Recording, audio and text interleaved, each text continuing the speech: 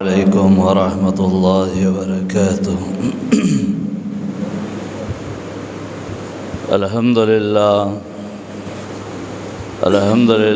رب العالمین والصلاة والسلام علی رسولہ محمد وعلى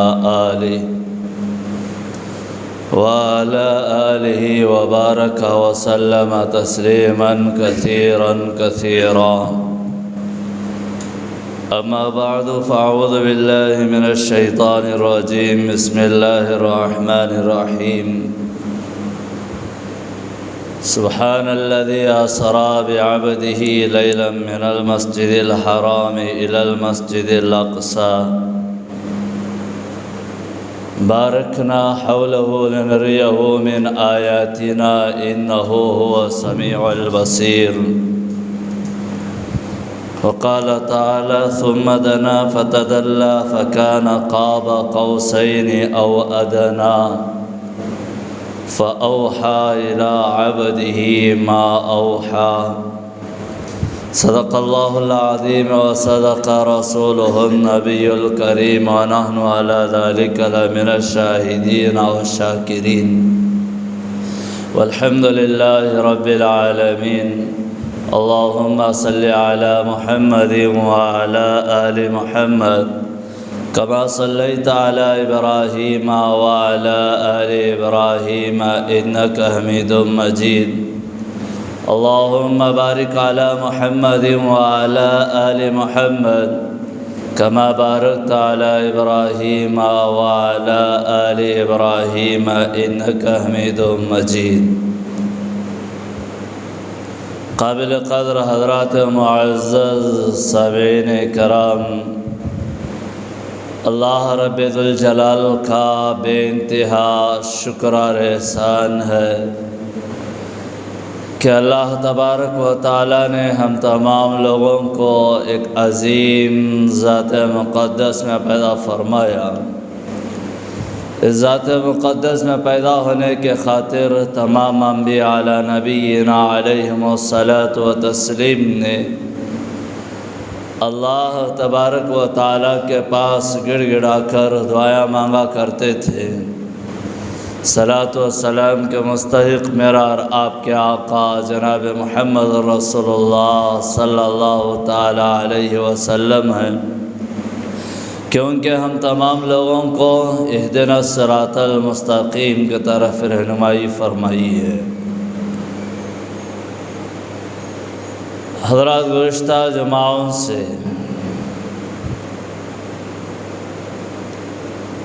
قرآن مجید کے سورتوں کی تفسیر کے ساتھ ساتھ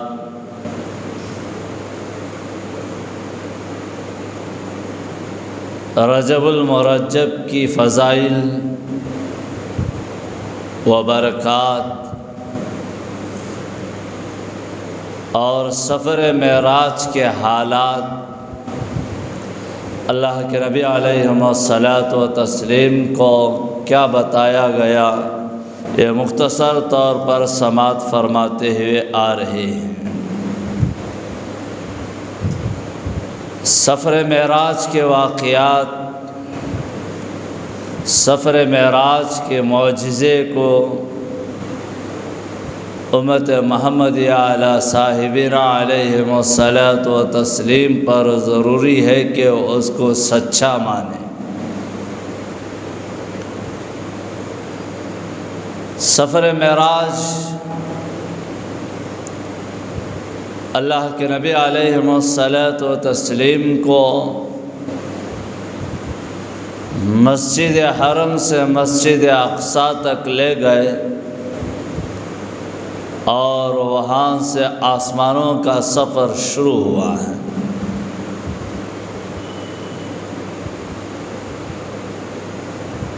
یہی سفر معراج میں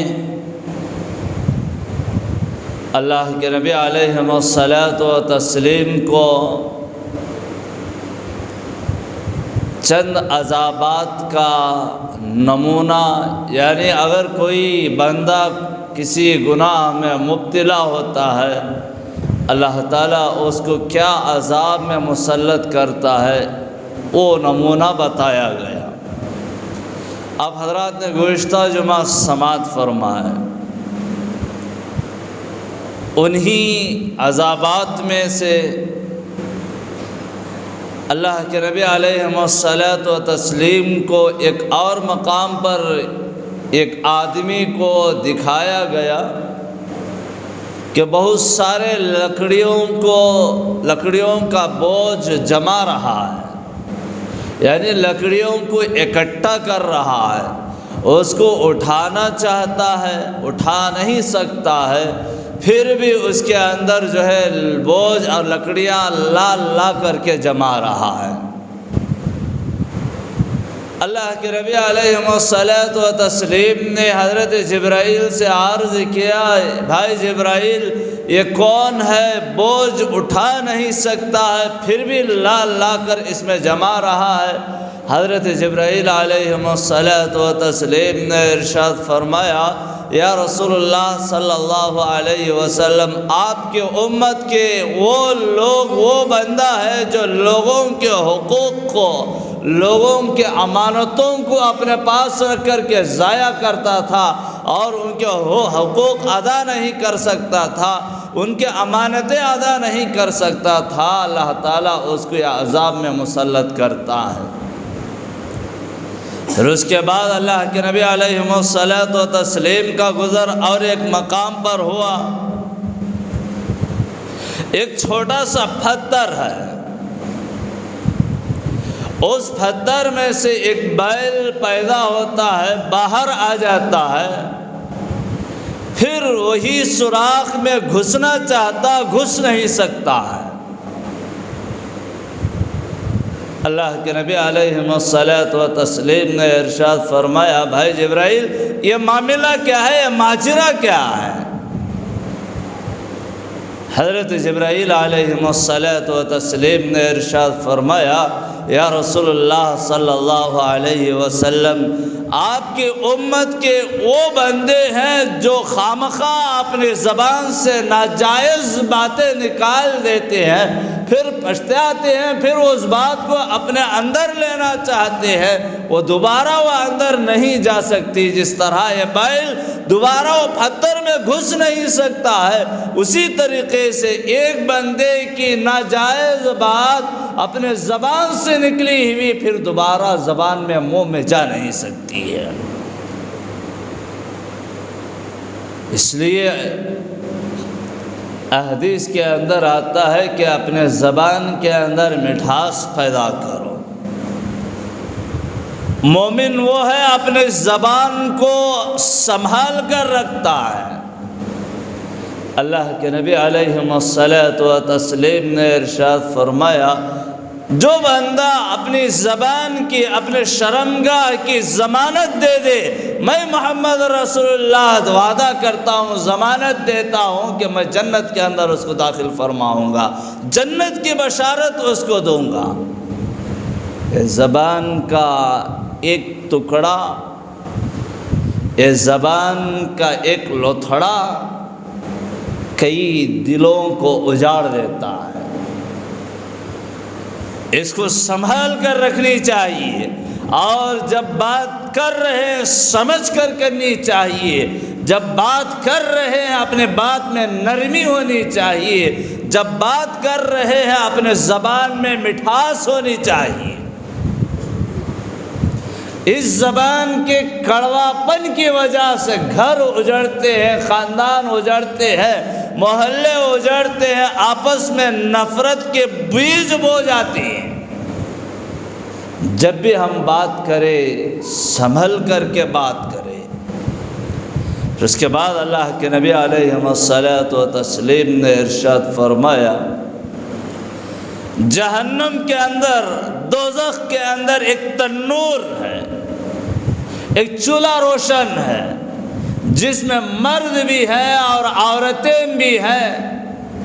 جب وہ آگ اوپر کو آتی ہے، مرد بھی عورتیں بھی اوپر کو آتے ہیں، جب وہ نیچے کو جاتی ہے، مرد اور عورتیں بھی نیچے کو جاتی ہیں۔ اللہ کے نبی علیہ الصلاۃ والتسلیم نے ارشاد فرمایا، بھائی جبرائیل، جس میں مرد بھی ہے عورتیں بھی ہیں، یہ کون ہے؟ یہ کس لیے ان کو عذاب میں مسلط کیا ہے؟ اللہ کے نبی علیہ الصلوۃ والتسلیم کے اس بول پر حضرت جبرائیل علیہ الصلوۃ والتسلیم نے عرض کیا، یا رسول اللہ صلی اللہ علیہ وسلم، آپ کی امت کے زانی ہیں اور ان کی نشانی اللہ کے نبی نے فرمایا کل قیامت کے دن ان کے شرمگاہوں سے خون اور پیپ بہہ رہا ہوگا۔ میں نے گزشتہ جمعہ یہ بھی بتایا کہ ایک مقام پر اللہ کے نبی علیہ الصلوۃ والتسلیم نے دیکھا جن کے پیشانیوں پر شرمگاہیں ہیں اور اس پیشانیوں سے خون اور پیپ نکل رہا ہے، لوگ پی رہے ہیں، مرد بھی ہیں عورتیں بھی ہیں۔ اللہ کے نبی نے حضرت جبرائیل سے پوچھا، حضرت جبرائیل نے عرض کیا، یا رسول اللہ صلی اللہ علیہ وسلم، آپ کی امت کے زانی ہیں جو زنا کرنے والے ہیں، تو لہٰذا اس سے بھی بچنی چاہیے۔ اس کی تفصیل گزشتہ جمعہ بتایا۔ پھر اس کے بعد بہت ہی اہم اور قیمتی بات ہے، آج میرے مطالعے کے دوران آئی کہ ایک مقام پر خاردار کانٹے دار درخت یا ہتھوڑی سے ایک بندے کے گال پر، چہرے پر مارا جا رہا ہے، کبھی ایک طرف کبھی دوسرے طرف مارا جا رہا ہے۔ اللہ کے نبی علیہ الصلوۃ والتسلیم نے پوچھا، بھائی جبرائیل، یہ عذاب کس لیے؟ یہ کون ہے جس کو خاردار درخت سے، جھاڑ سے جو ہے، اس گوچڑے سے جو ہے اس کے گال پر مارا جا رہا ہو، اس کے چہرے پر مارا جا رہا ہو؟ حضرت جبرائیل علیہ الصلوۃ والتسلیم نے ارشاد فرمایا، یا رسول اللہ صلی اللہ علیہ وسلم، آپ کی امت کے وہ لوگ ہیں جو گلی کوچوں میں، سڑکوں میں کچرا پھینکا کرتے تھے، گلی کوچوں میں، سڑکوں میں پتھر ڈالا کرتے تھے، گلی کوچوں میں، سڑکوں میں اور گلیوں میں جو ہے لوگوں کو تکلیف دینے والی چیزوں کو جو ڈالا کرتے تھے، جس کی وجہ سے اللہ تعالیٰ نے عذاب میں مسلط کیا ہے۔ ذرا غور کیجئے، ذرا سوچئے، سمجھئے، جس کو ہم گناہ سمجھتے نہیں، جو اپنا گھر کا کچرا اور اپنے پڑوس میں پھینک رہے ہیں، اپنا گھر کا گلیز اور گندگی گلیوں میں ڈال رہے ہیں، اور اپنے گھر کا جو ہے ناجائز جو کچرا ہوتا ہے، جو لوگوں کو دلوں میں کنراہٹ پیدا ہوتی ہے، ایسے چیزوں کو بھی سڑکوں میں پھینک دیتے ہیں۔ کیا یہ شان ہے مسلمانوں کی؟ مسلمان کا اسلام اتنا پاک اور پوتر مذہب ہے، اور کسی مذہب میں یہ نہیں کہا گیا طہور و شطر الایمان، پاکی آدھا ایمان کوئی مذہب میں نہیں قرار دیا، اور ہماری شریعت بتا رہی ہے کہ پاکی آدھا ایمان ہے۔ بہرحال گلی کوچوں میں، گلیوں میں، سڑکوں میں، گھر کے آس پاس میں پاک اور ستھرا رکھنی چاہیے۔ یہ معلوم ہو کہ مسلمان کا گھر ہے، یہاں پر پاکی اور اتنا پاک اور صاف نظر آ رہا ہے، یہاں کوئی مسلمان بس رہا ہو۔ اسی طریقے سے ہمارے گھر بھی پاک ہونے چاہیے، ہمارے محلے بھی پاک ہونی چاہیے، ہمارے شہر بھی پاک ہونی چاہیے، حتیٰ کہ اپنے دلوں کو بھی پاک رکھنی چاہیے۔ اس کے بعد اللہ کے نبی علیہ الصلوۃ والتسلیم نے ایک مقام پر دیکھا کہ جنت کی خوشبو، گزشتہ جمعہ یہیں سے میرے بات ختم ہوئی ہے، جنت کی خوشبو دیکھا۔ بعض روایات میں آتا ہے کہ جنت کی ایک آواز آنے لگی اللہ تعالیٰ سے، جنت یہ التجا کر رہی ہے، یا اللہ میرے اندر تو بے شمار نعمتیں رکھا ہے، نہروں کو رکھا ہے، پھل فروٹ، باغات اور محلات ہیرے جواہرات سب کچھ رکھا ہے، میں خالی ہوں۔ میرے اندر تیرے فرما بردار بندوں سے مجھے بھر دے۔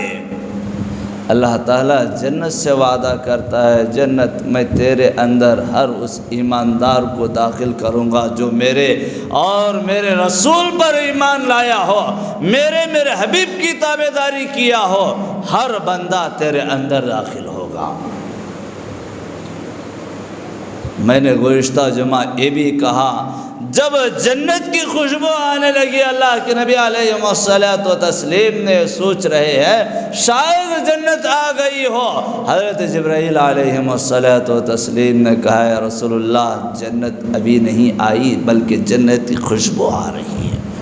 جنت یہاں سے 500 سال کے دور کی مسافت پر ہے۔ اب جنت کے حالات پر، جنت اعلیٰ سے اعلیٰ قسم کی دولت ہے۔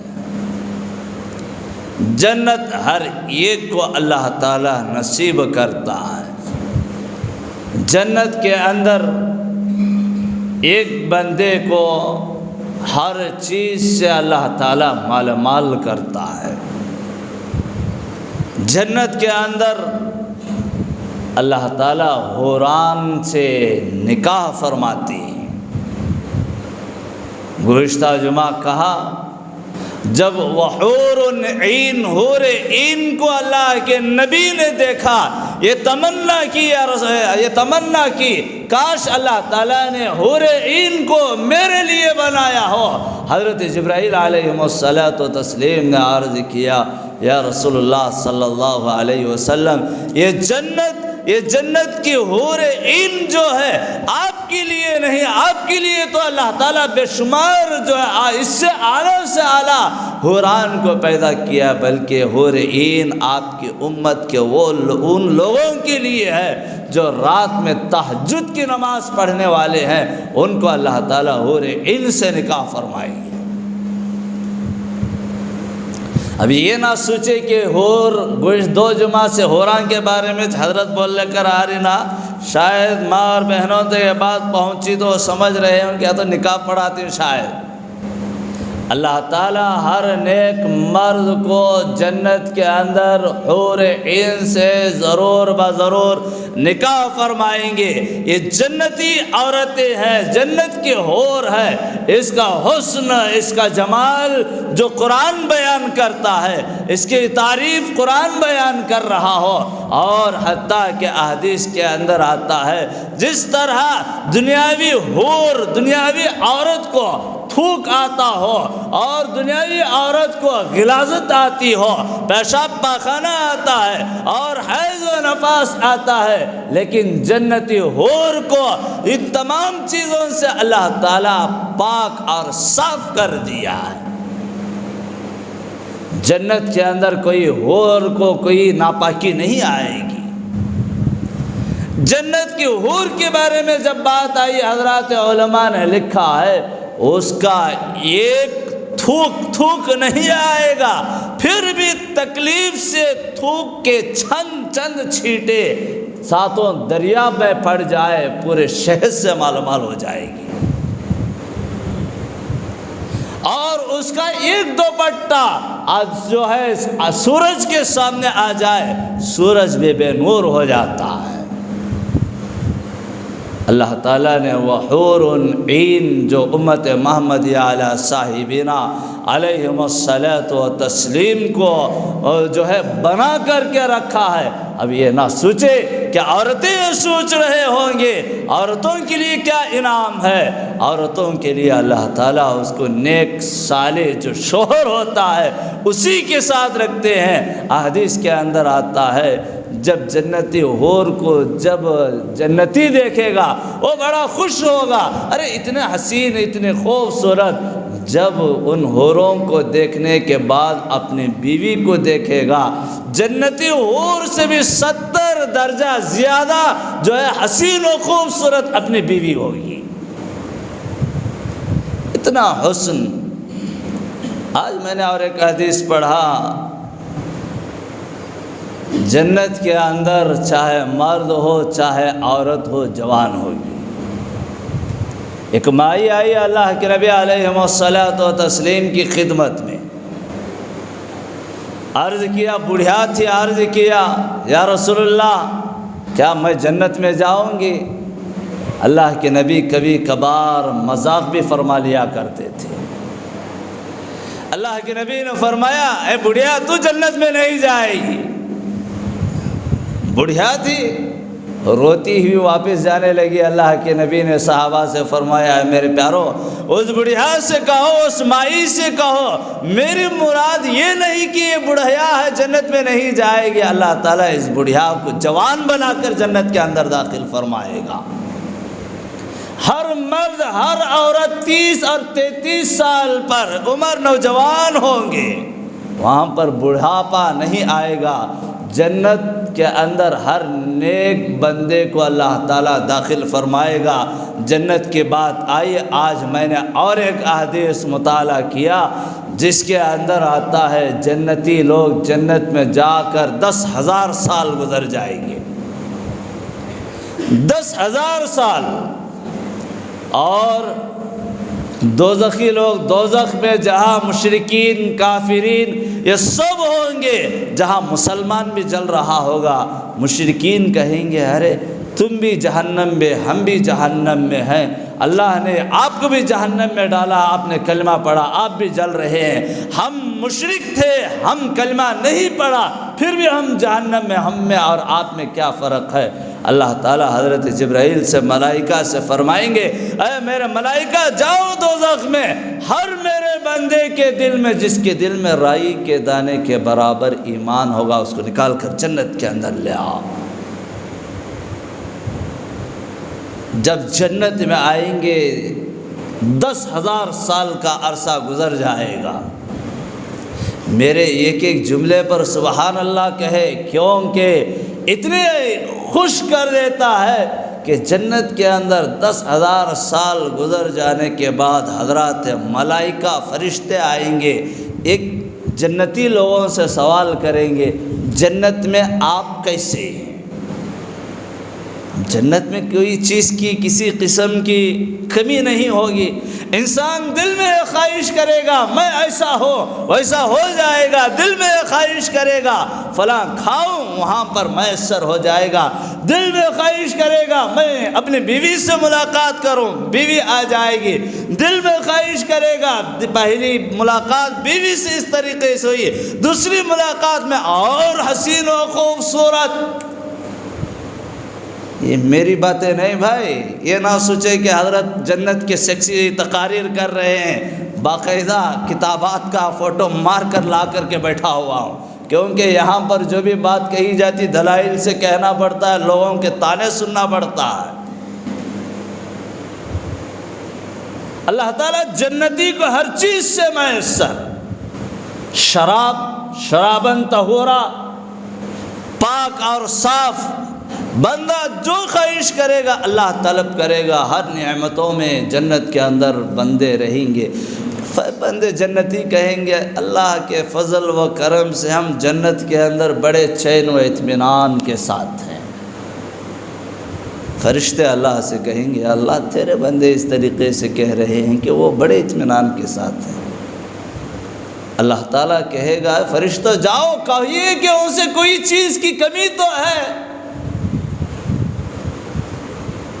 فرشتے آ کر کے کہیں گے اے جنتیوں اللہ بھی کہہ رہا ہے کوئی چیز کی کمی ہے۔ وہ جنتی کہیں گے اللہ اے فرشتوں کوئی چیز کی کمی نہیں ہے، محلات ہے، باغات ہے، شہد ہے، دودھ ہے، شراباً طہورا ہے، حوران ہے، اپنی بیویاں ہیں، سب کچھ ہے، اس چیز کی کمی ہے۔ اللہ تعالیٰ فرشتوں سے کہیں گے میرے فرشتوں ان جنتیوں سے کہنا کہ اپنی امت اپنے جو دنیا میں جو علماء تھے ان علماء سے مسئلہ پوچھ لے۔ قابل غور ایک نقطہ سامنے آتا ہے، علماء جنت کے اندر بھی کام آئیں گے۔ پورے لوگ جو عالم دنیا سے جس عالم سے تعلقات تھے اس عالم کے پاس آئیں گے۔ بات سمجھیے، خوب سمجھیے، جو عالموں کے پیٹھ پیچھے پڑے ہوئے رہتے ہیں، دغاباز، غدار، ایسے لوگ سدھرنی چاہیے۔ عالم جنت میں بھی آپ کا ساتھ دیتا ہے۔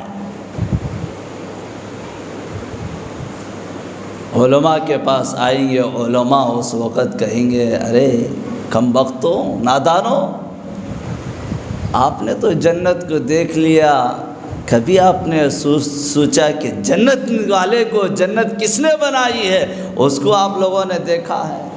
تو اس وقت سمجھا رہے ہم نے اللہ کو ابھی تک نہیں دیکھا ہے۔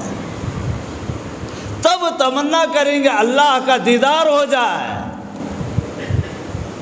اللہ تعالیٰ سب کو میدان میں بلائے گا، ایک جلسہ قائم ہوگا،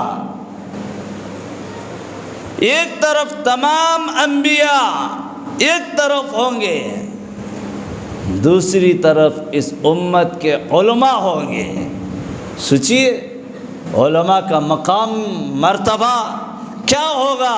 جنت کے اندر ایک طرف نبی، یہ نبیاں ایک طرف جو ہے اس امت کے علماء ہوں گے، جن کو اللہ تعالیٰ نے نور کے ممبروں پر بٹھایا ہوگا۔ اور اس علماء کا مقام اور مرتبہ ذرا اپنے گرہبان میں منہ ڈال کر کے سوچیے۔ جب دنیا کا بھی ایک دستور ہے، جب چھوٹا سا جلسے کا آغاز ہوتا ہے، قرآن مجید کی تلاوت سے شروع ہوتا ہے۔ جب پوری عالم کا جنت کے اندر اتنا بڑا اجلاس ہو رہا ہو، جس کی شروعات قرآن سے ہوگی۔ اللہ تعالیٰ حضرت داؤد علیہ الصلاۃ والتسلیم کو فرمائیں گے، داؤد آپ پر زبور کو اتارا گیا تھا، لیکن آج جنت کے اندر میرا حبیب کا قرآن مجید کی قرات شروع کرو۔ حضرت داؤد علیہ الصلاۃ والتسلیم جب قرات شروع کریں گے 70,000 سال گزر جائیں گے۔ پھر اس کے بعد اللہ تعالیٰ کہیں گے آپ نے سنا؟ وہ کہیں گے، بندے کہیں گے یا اللہ اتنی حسین، اتنی خوبصورت آواز، جس کو سنتے سنتے 70,000 سال گزر گئے۔ اللہ تعالیٰ کہے گا اے میرے بندو ابھی بھی وقت ہے، ابھی اور اس سے خوبصورت اور خوب ترین آواز میں، آپ کے دلوں کو خوش کر دینے والی آواز میں آپ کو قرآن مجید کی قرآن مجید سناؤں گا۔ بندے کہیں گے اللہ اس سے بھی خوبصورت کون پڑھنے والے ہیں؟ اللہ تعالیٰ کہیں گے میرے اور آپ کے آقا جناب محمد رسول اللہ صلی اللہ علیہ وسلم پڑھیں گے اور سنیں، جس پر قرآن اتارا گیا ہو اور جس کو امیر الالفاظ کہا گیا ہو، اور جب نبی کی زبان سے قرآن مجید کی آیات قرات سن رہے، قرآن مجید سن رہے ہوں گے، تو نبی کا پڑھنے کا لہجہ کیا ہوگا؟ حدیث کے اندر آتا ہے اللہ کے نبی علیہ الصلاۃ والتسلیم وہاں پر سورہ یاسین یا تو سورہ رحمان کی تلاوت فرمائیں گے۔ پھر اس کے بعد ایسا محسوس کیجئے کہ ہم جنت میں ہیں۔ اللہ کے نبی جب قرآن پڑھیں گے پھر 70,000 سال گزر جائیں گے، سب کو اللہ تعالیٰ ہوش میں لائے گا، پھر کہے گا اے میرے بندوں آپ نے داؤد کا قرآن سن لیا اور محمد رسول اللہ کے زبان سے قرآن سن لیا، میں خود اللہ قرآن پڑھوں گا، اے میرے بندے آپ لوگ سماعت فرمائے۔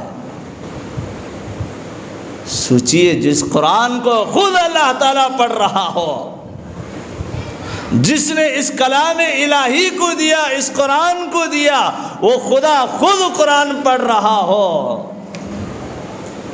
سننے والوں کو کیا مزہ مل رہا ہوگا۔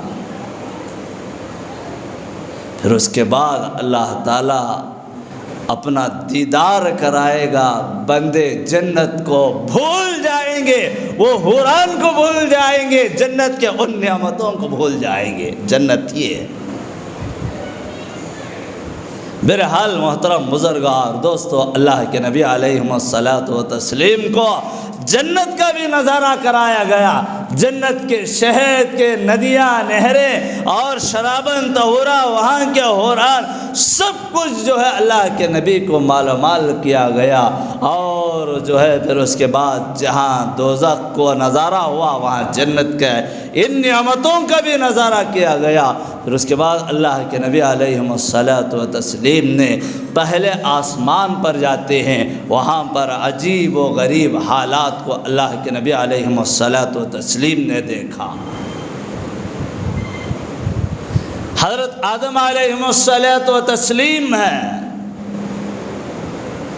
ایک طرف اچھا عمدہ لذیذ گوشت دسترخوان بچھا ہوا ہے، دوسرے طرف بدبودار بدترین بدبو والا دسترخوان بچھا ہوا ہے۔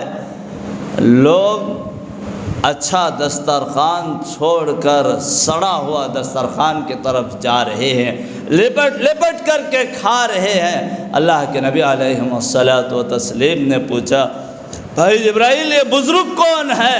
اور ان کی جب سیدھے جانب اچھا قسم کا دسترخوان ہے اس کو چھوڑ کر اور بائیں جانب جو دائیں جانب جو ہے برا قسم کا بدبودار کھانا ہے، دسترخوان ہے، وہاں وہ کھا رہے ہیں۔ حضرت جبرائیل علیہ الصلاۃ والتسلیم نے فرمایا، یا رسول اللہ صلی اللہ علیہ وسلم، آپ کی امت کے وہ لوگ ہیں جو حلال چھوڑ کر حرام کھانے والے ہیں۔ سوچئے محترم بزرگار دوستو، حلال و حرام کی تمیز ہمارے زندگیوں سے اجڑتی ہوئی چلے گئی ہے۔ آج حرام کو بھی حلال بنا رہے ہیں، آج ہم لوگوں کو کوئی حلال و حرام کی تمیز نہیں ہے۔ آج ناجائز طور پر کسی بھی طرح سے ہو، ہمارا پیٹ آباد ہو جائے، ہمارا گھر آباد ہو جائے، ہم آباد ہو جائے، ہم یہی سوچتے ہیں۔ ہمارے تجارتیں بھی حرام اور ہمارے گھر بھی حرام، اور حتیٰ کہ ہمارے پیٹوں میں بھی حرام کے لقمے جانے لگے۔ اب ہمارے دعاؤں میں وہ اثر کہاں ہوگا؟